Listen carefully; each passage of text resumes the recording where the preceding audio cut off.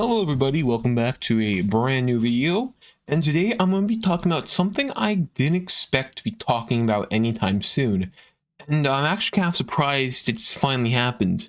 I didn't kind of think we'd ever get to this point, but I guess here we are anyways. Now, of course, what am I talking about? Well, in case you didn't know, the Mega Alliance Kato, which was originally founded to create peace across the server, has kind of fallen into complete chaos. Now, it's a long story, but surprisingly enough, it all starts with Ravengard, a nation that has been dead and irrelevant for a long time, though just recently, it's still dead. It's just now relevant. And to thank for this, we have to thank Sylvania. Now, when last video I talked about the whole Coel war and how they lost their capital. Now, that was pretty bad, but after that, Ravengard kind of got involved. Ravengard actually ended up vassalizing some of that land. And it was a move that not many people expected, but it wasn't out of the ordinary. People knew that Ravengard was kind of involved at some point. And of course, no one really thought anything of it, until Sylvania declared war on Ravengard. Now, their main justification was that they interfered with the Coel War, and therefore they were supporting ARL. Now, I don't know if that's a great justification, but it's a justification anyways for war. Of course, it's not a good war reason, but nonetheless, it is a war reason. And so, of course, Sylvania declared war on Ravengard. And people expected, of course, Paul, the leader of Ravengard, to come out with this huge war plan and all that kind of stuff, because people had seen Ravengard as a sleeping bear. It was the largest piece of land yet to be taken over by Kato, and people knew it had a lot of PvPers. It had a lot of support and a lot of money.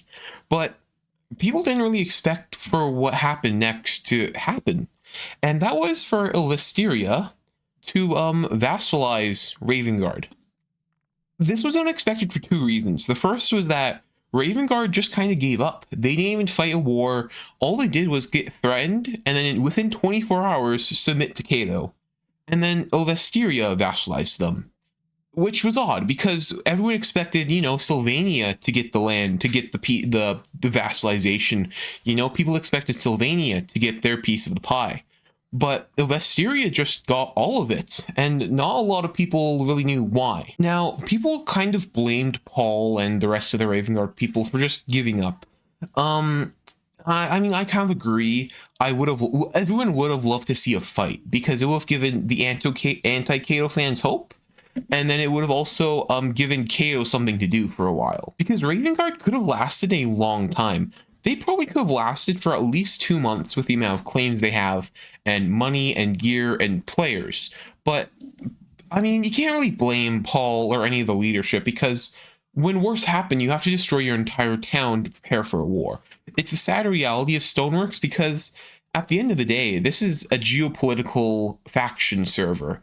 People just don't want to admit to it. It has some elements of lore, but it's not as big, the lore elements, but it is what it is. So after this happened, the map update came out, everyone kind of just waited. Everyone was kind of in shock. People really started pushing for the ROT Kato, because, well, they controlled a lot of land now. And before, at least on maps, it didn't look like that much, but with all of Ravengard's land, it looked like a lot. But what happened next kind of surprised a lot of people. Sir Lad, one of the Sylvania government members, would go on and kind of complain about the whole situation. Complaining, I think, such things that they didn't really get choice in it, they didn't even get the piece of land they wanted back, and they just didn't really know what was happening, and they just wanted to fight a war. And it kind of gave people hope, because this showed that Kato wasn't as unified as people thought it was.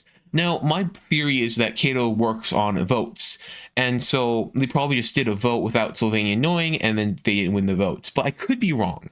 My personal theory is that AWE and Ilvesteria are very close, because both kind of like land, and so it is entirely possible that they kind of organized something in the background that, Ilvesteria would get the vassalization of land of Ravengard.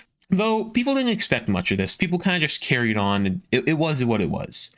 But all of a sudden, multiple maps of how much land Kato had started concerning people, because it showed that there weren't many nations left that were completely unaffiliated.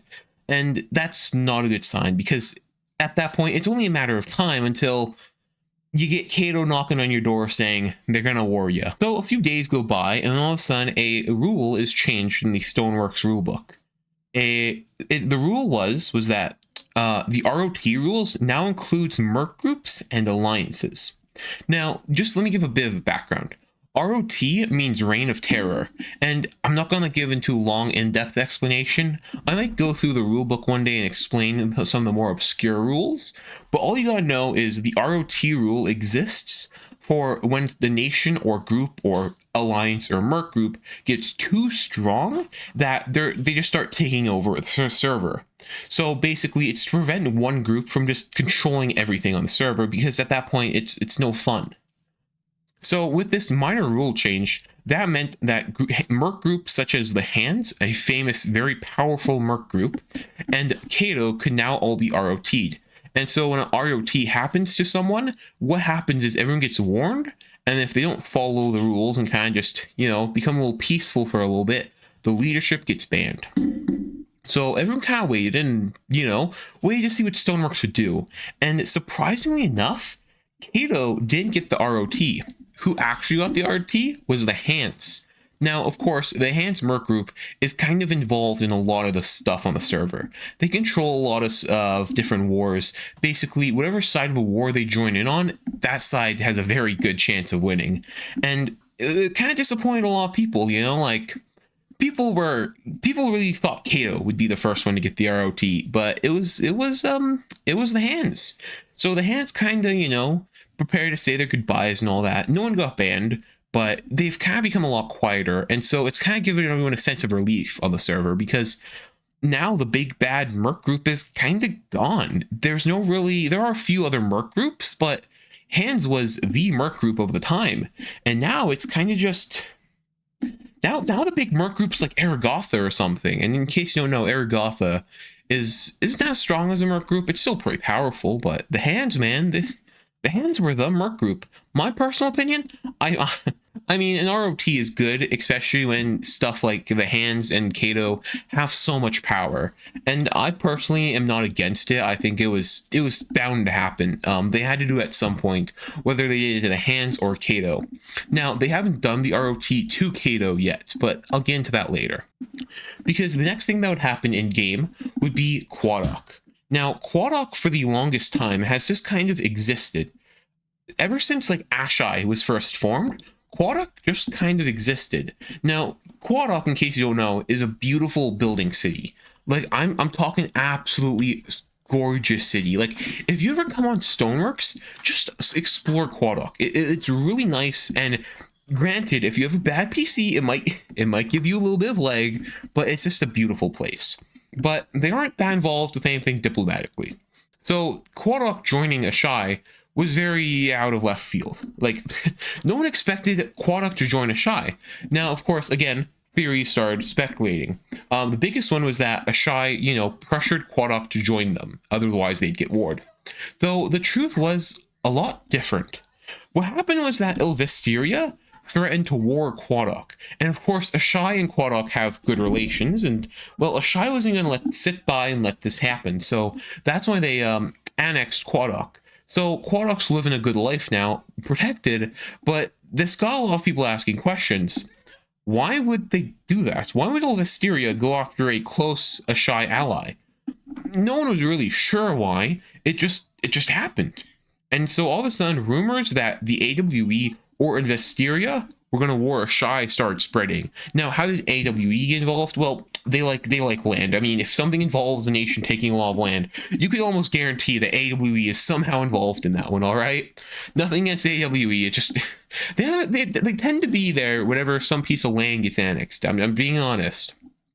So, Ashai kind of was upset with the rest of Cato. I mean, AWE and Ilvisteria rumored to planning to war them, or at least there were rumors that they weren't exactly in the best off for relations.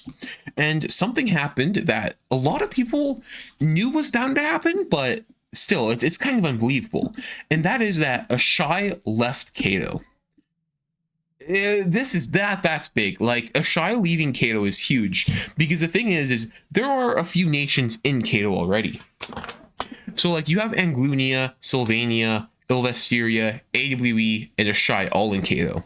Now, Anglunia isn't that strong. They have power, they have a military, but they're mostly roleplay focused. Sylvania, again, they have power, but not as big as power as Ashai would have. Out of the entire alliance, each nation alone, I would bet money that Ashai would be the strongest. Military-wise, gear-wise, player number-wise, money-wise. Like, Ashai is just really, really powerful because it's three really powerful nations all united under one name. And it's just insane how powerful Ashai is. And so Ashai leaving Cato basically made Cato equally as powerful as Ashai. Now, how strong would both be compared against each other? It's hard to say. AoE, Sylvania, and Ilvesteria are all really powerful altogether. The thing is if we look back to what happened with the Raven Guard, it's unsure whether or not Sylvania will actually help AoE and Ilvesteria if they were to go to war. So what we're looking at here would be a possible Ilvesteria and AoE versus Ashai. This isn't guaranteed, but this is kind of what I speculated and the rumors that were going around at this time. So Ashai leaving Cato made Cato a little bit weaker. It kind of got rid of a lot of the threat that was Cato. Of course, Cato is still a massive threat to any other nation, but at least now they have a big enemy that is Ashai. Now, before I can continue, we kind of have to go back in time. You see, long ago, there used to be a nation called Vulperium, and they kept trying to revive it, but eventually it fell apart. Now, one of their leaders, because they had many, was Zakmak. Now, Zakmak retired from leadership and created a little island and made this island his own nation, called Valyria. Now, he didn't do much with this, it kind of just existed, though Zakmak was a very skilled diplomat and had a lot of money. So it kind of just existed in its own little realm. No one touched it because it's an island, who cares? Until all of a sudden, they started vassalizing a few remaining Vulperium states, like pieces of land like Ahalia. Now, again, this was just a small thing. People just speculate that this was just Zakmak being kind and, giving them a little bit of extra protection. And then all of a sudden, they vassalized Vulpinia and Eros, two big Vulperium states that are now independent and doing their own thing. A little bit odd, but I guess, it is what it is. But also, a piece of land in Ravengard was starting to be used again, and this claim was called Featherfall. Now, if you look at the player list of Featherfall, there is a lot of old Vulperium government members in that claim. Now, this is just speculation. It's my personal belief that they're trying to recreate Vulperium under a new name. Under a different, alias. It'll be Vulperium looking, but it'll be completely new identity. It's hard to explain it, but think of it as it's the same old land, just a brand new name. That's the best way to explain it. Now, people are going to disagree. I don't know the truth. I'm not Zakmak, but that's my personal theory. So now that we know that, Zakmak, Valyria has all these vassals, it was to everyone's surprise when multiple provinces, like large pieces of land of AWE, would leave AWE and vassalize under Valyria. Now, it's absolutely insane how big and how many of these land pieces left AWE. I'll show up a few pictures of what is all leaving AWE, or at least trying to. Now, why does Valyria even matter? In reality, AWE should be able to war these few pieces of claims and get their land back. But again, Zakmak is a skilled diplomat and has a lot of money. And believe it or not, but Ashai is allied with Valyria. So this sets the perfect stage for a Valyria Ashai versus AWE. Now, again, will Ilvesteria get involved? This is something that is debated, and personally, I don't think they will. I think they might leave AWE to fend for themselves, because you see, Ilvesteria owns a very important piece of Vulperium land, and that is Aeroform. Aeroform is the old capital of Vulperium. It's a massive claim that Ilvesteria took over way earlier in this year. So a lot of people theorize that Ilvesteria might sell that claim, or they might war it, or just keep the land and, hold it above Valyria when they quote unquote reform. But what is going to happen? I don't know. But if Valyria and Ashai and AWE all go to war, that war is going to be huge. Because, like I said, a lot of the server is taken over by Shy and AWE. Those are the two biggest nations right now. And so to see a giant war between the two biggest nations would be absolutely insane. Now, I personally believe that AWE is kind of a little scared. I could be wrong, but I personally think that Ashai is going to win this war if Ashai goes full out. Remember, Ashai's helping an ally. Ashai isn't defending their own land. So if Ashai goes all out to help Valyria, then Ashai and Valyria should be able to absolutely win this war. But if Ashai kind of is a bit more reserved, doesn't use up all their equipment, all of their gear, all of their money, there is a chance that AWE could win these wars. And we all know that if AWE starts winning these wars, it's not going to be good, because people lose hope really quickly. By about the third war, whoever has won more wars is probably just going to take over. Like, it's hard to recover at that point. So it'll be interesting to see.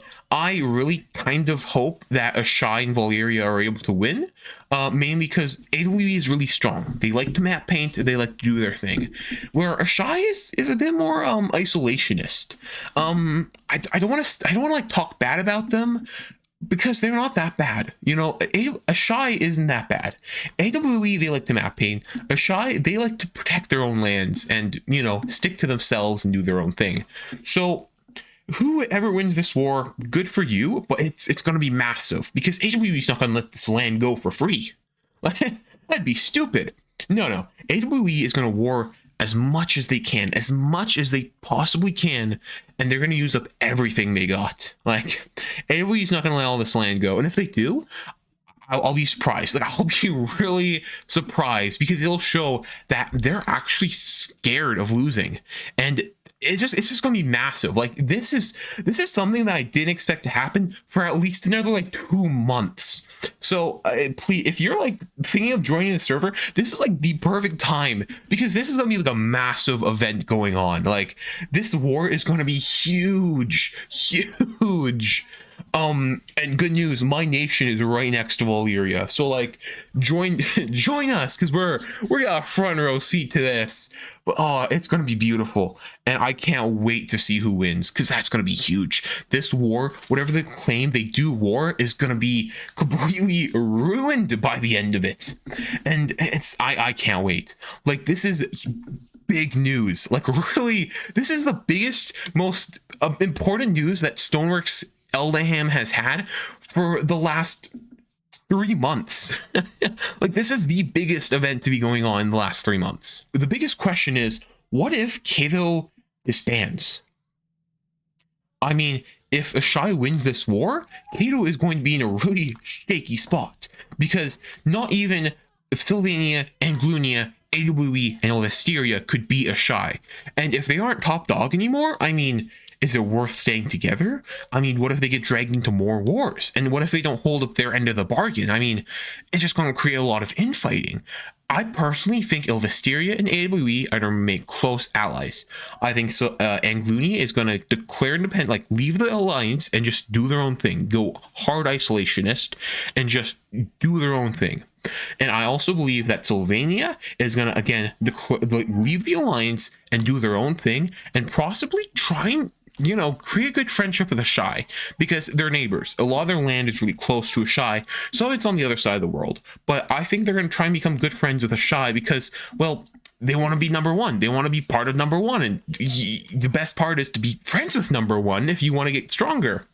And that's what I think, because Elvesteria and AWE, they both kind of like to map paint. I mean, Sylvania does too. But with the whole Raven Guard thing, it would kind of propose the idea that maybe Elvesteria and AWE are kind of a bit more friends than everyone thought they were. Is this the end of Kato? I mean, Kato isn't going to disband until after this war.